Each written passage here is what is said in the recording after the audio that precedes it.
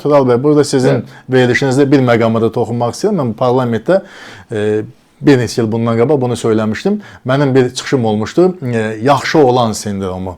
Mahiyyəti belə idi ki, elə insanlar var ki, bəli, bugün iqtidarı tərifləyirlər, dövlətçiliyi müdafiə edirlər, əla, yaxşı olandır, elə belə də olmalıdır.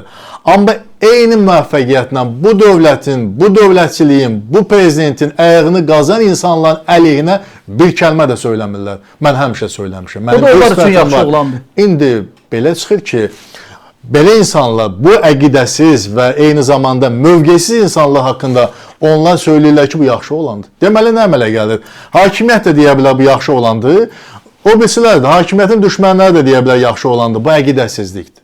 Bu hesab edirəm ki, mövqesizlikdir. Doğru. Və bunlar deməli, bəlkə də qaytardılar xulyasına yaşayırlar. Bilmək olmaz, birdən düşmənlərimiz hakimiyyətə gəldi. Kimi? Nankörlük yolunu seçirlər. Bu qəbul edilməzdir. Onun da Heydər Əliyevin, bilirsiniz də, Allah qəni bu dahi şəxsiyyət rəhmət eləsin. Ən sevimli sözü nə idi?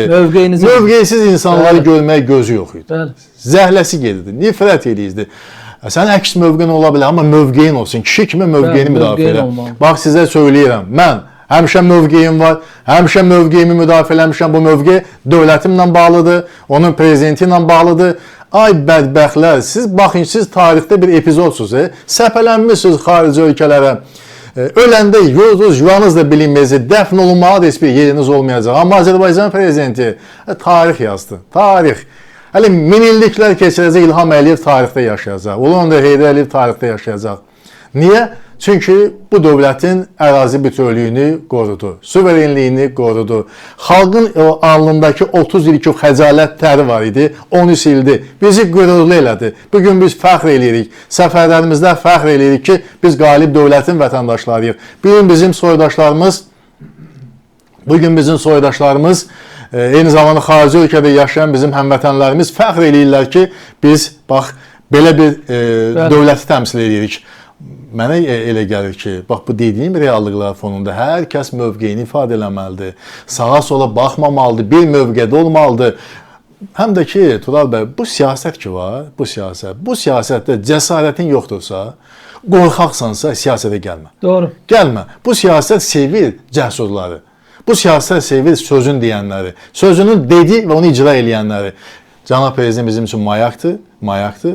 Biz onun ardınca gedirik, o siyasəti dəstəkləyirik və bu yolda biz istənilən maneələrlə üzbəüz qalacağımızın da fərqindəyik. Amma bu bizim qarşımıza ala bilməz. Əksinə, biz bu maneələrə, bu şlaqbaumlara stimul kimi yanaşırıq. Deməli, bizim işimiz haqq işidir. Deməli, biz doğru yoldayıq. Doğru yoldayıq, bəli, doğru yoldayıq. Sizin verilişinizin də yeri gəlmişdən elə adı deyəsən, doğru, çox düzgün deməli, ifadələr seçmişsiniz. Reallıq budur.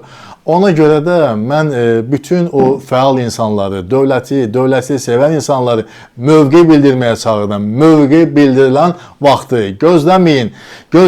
Dövlətçiliyin, prezidentin yanında olun. Öz mövqeyinizi açıq şəkildə ifadə edin. İmkan verməyin ki, bu dövlətə qənim kəsilənlər fəal olsunlar, onlar sabotajı onu seçsinlər, onlar bugün mövqeyli insanları gözdən salma kampaniyasını həyata keçirirlər. İctimai rəydə onları linç etmək istəyirlər. Budur.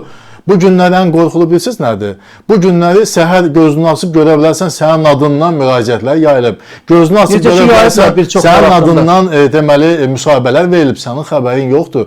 Və çox ağıllı başlı adamlar sənə zəng edib deyə bilər ki, heç sizdən gözləməzdim, o nə müsahibədir vermişsiniz, halbuki xəbəriniz yoxdur.